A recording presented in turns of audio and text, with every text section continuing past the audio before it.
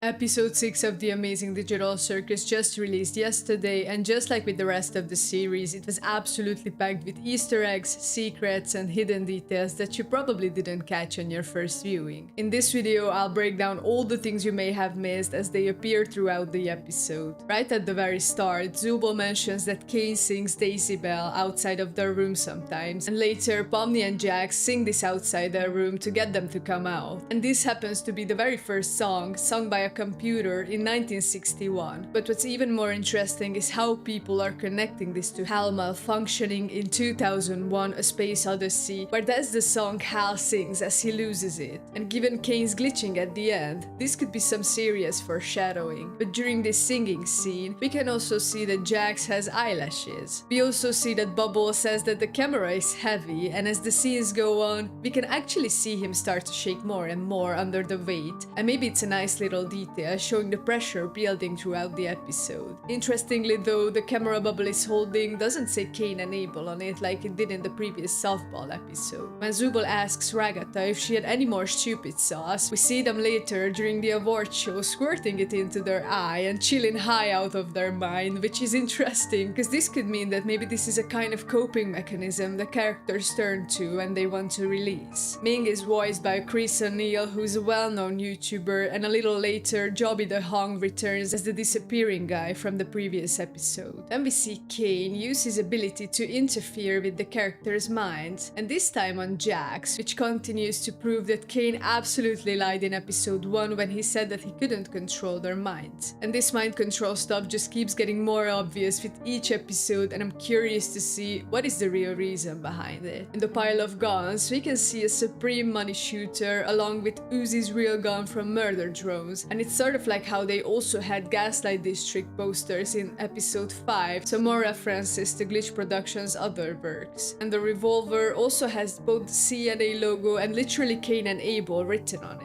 It seems like Gangle can wipe away her tears when she has her sad mask on, but the tears come back. We also see Caine looking at photos of the CNA office, which could be really important for understanding the real-world connections to this digital space. And when Ragatha realizes that she's starting out the adventure with only 2 lives or hearts, Kinger just gives her a butterfly so that she can gain back the lost heart. So this means that Kinger has the ability to spawn in things, like when he spawned that healing butterfly. And honestly, this adds even more weight to the theory that he's a developer who helped create this digital circus in the first place. But maybe it could also be possible that the butterfly he spawned could actually be a reference to Queenie being an entomologist, and maybe she taught him the ability before she abstracted. But when Kinger and Ragatha are talking, he mentions a big mistake he made that caused him to hate himself. And I kind of feel like this is heavily implying that the mistake he made while developing is what got everyone stuck in the circus. The evidence just keep piling up that Kinger was one of the original creators, and I can't wait to find out more. Ragatha talks about how Gangle and Zubul never really talk to her, which probably means that they have given up on her because she's never honest. When Jax and Pomni are in the dorm hall, we can see that Jax opens a mannequin's room, which probably means that these rooms are empty and aren't locked. When Jax explains each character's personality, he pokes Pomni and she resembles her portrait on the door behind her. Then Pomni decides to act like evil Pomni did in episode 5, which was actually really cool, and I'm glad that she got to embrace this side of her as well. We can see what seems to be the glowing queen's castle, and we can also see her and some of the glowings from the pilot on the walls as well, which is a nice callback to where this all started. Pomni asks Jax about the corn thing, and she mentions that he could have trypophobia. This continues as a running gag about his fear, which I'm pretty sure he developed back when he was a human. But throughout the episode, Jax also has his tail back, and we don't find out why he has it again. Maybe this could be another one of Caine's mind alterations or something else entirely. When Gangle is shot by Pomni and falls over, her mask breaks, but we can see that her sad mask actually looks happy underneath. And this could be hinting that she has more control over her emotions than the mask suggests, or that her true self might be different from what the masks show us. But here's something really dark that people might have missed. When Gangle is talking to Zubul about saving her mask, she mentions wanting to use a Tommy gun specifically and laugh maniacally. And this is actually an Easter egg referencing the pilot of Lackadaisy, where a character named Freckle goes insane, laughing maniacally when given a Tommy gun. And here's the crazy part. Michael Kovac, who voices Jax, also voices Freckles' cousin, Rocky, in that show, so the connections just keep getting deeper. The committee is voiced by Peyton Goodwin, who is Gooseworks' sister, and who also voices the son and other characters, along with Phil Mendoza, who's one of the Glitch staff members. But there is also this fascinating parallel between Jax and Pomni that someone pointed out, and is that they are the only two characters to get those spinny, scrambled pupils during their panic moments. In Pomni's case, Jax was the one who knocked her out of it, whereas for Jax, it was thoughts of his relationship with Pomni and possibly thoughts of Ribbit that caused it. And this makes me really curious about what other parallels we get between them later, and what this might mean for their relationship. There are also some small details throughout, like when Gangle grabs Zubol's hand, we can see Zubol flinch a little, which adds another layer to their relationship dynamics. The number 57 was mentioned near the beginning, when Caine tells the circus members that the adventure starts in 5.7 minutes, and we could also see it on the dice in Zubol's room and on the grenade that Zubol picked up and looked at. And this continues as a running gag from previous episodes, where the number 57 appeared in every single one so far. Zubol's room is actually full of mirrors, which could be because Caine wanted them to be able to look at themselves in every angle, and maybe by that they could have gotten more comfortable with their constantly changing body parts. I mean, I sort of get the idea, but it still feels cruel in Zubol's case, but at least they could use many cool things from the Zubol box for this adventurous body parts, and the extra arms helped a lot. Early on, when Caine says Team Adventure, his mouth holds 7 eyes, and in the Bible, 7 is the number of completion, and it's a holy number. And given all the biblical references, for example in character names like Cain and Abel, this could also be intentional symbolism. When Zubol gets shot, their last words are "see you on the flip side," which could actually be a Five Nights at Freddy's reference, so another little nod to horror game culture that the show loves to include. There's a small detail when Jax and Pomni chase Kinger into the dark hallway. The door has the hinges on the wrong side, which is probably just an animation error, but worth noting. When the gun exploded in Jax's face, it was a classic Looney Tunes reference. And lastly, we have that ending sequence after the credits where Caine realizes that he got no votes and completely glitches out. And this connects back to that Daisy Bell reference and Hal from 2001, suggesting that Caine might be losing his grip on reality, just like other AI characters in fiction. And the fact that Kinger came in first place with 10 votes while Caine got 0 really says something about how everyone views the character's supposed caretaker versus someone who they see as genuinely trying to help them. So those were all the details and references I noticed while watching episode 6. The show continues to layer in incredible depth beneath its colorful surface. We're building towards something really significant, with Caine's deteriorating mental state and these hints about Kinger's true role in creating this world. But these were all the hidden details and Easter eggs I could find. Did I miss anything? Let me know in the comments below, and don't forget to subscribe. I'll see you in the next video.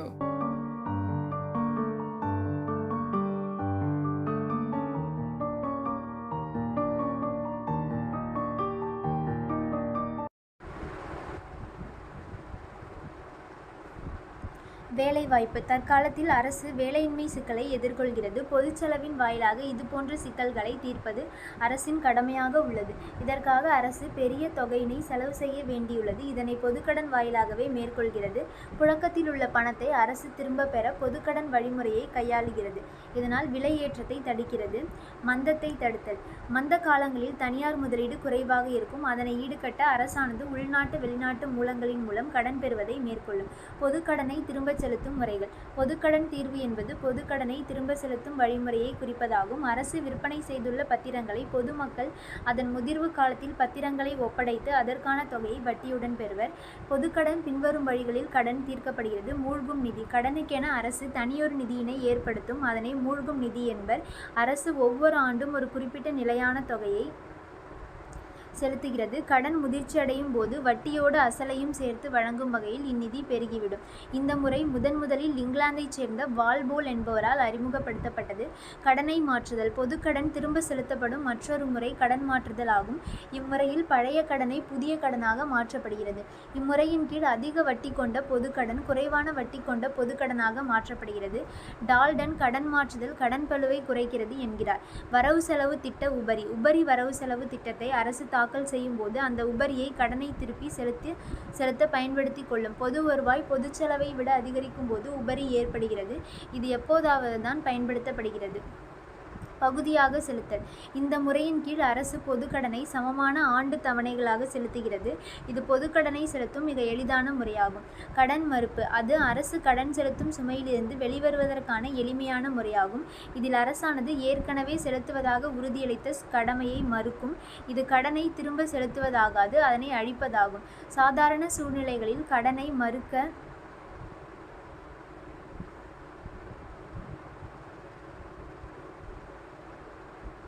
மறுக்க இயலாது, ஏனெனில் அது அரசின் நாணயத்தன்மையை பாதித்துவிடும். வட்டி வீதத்தை குறைத்தல். நிதிச்சிக்கல் ஏற்படும் நேரங்களில் கட்டாயமாக வட்டியை குறைத்து கடனை செலுத்துவதும் ஒரு வகையான கடன் தீர்வு முறையாகும். மூலதன தீர்வை. ஒரு தனி மனிதர் அல்லது நிறுவனம் ஒரு குறிப்பிட்ட அளவிற்கு மேல் அல்லது வளர்ச்சி போக்கில் உள்ள மூலதன சொத்துக்கள் பெற்றிருப்பின் அதன் மீது அரசு வரி விதித்து அதனை போர்க்கால கடனை செலுத்துவதற்கு பயன்படுத்துவதாகும். ஆனால் இது சர்ச்சைக்குரிய கடன் தீர்வை முறையாகும்.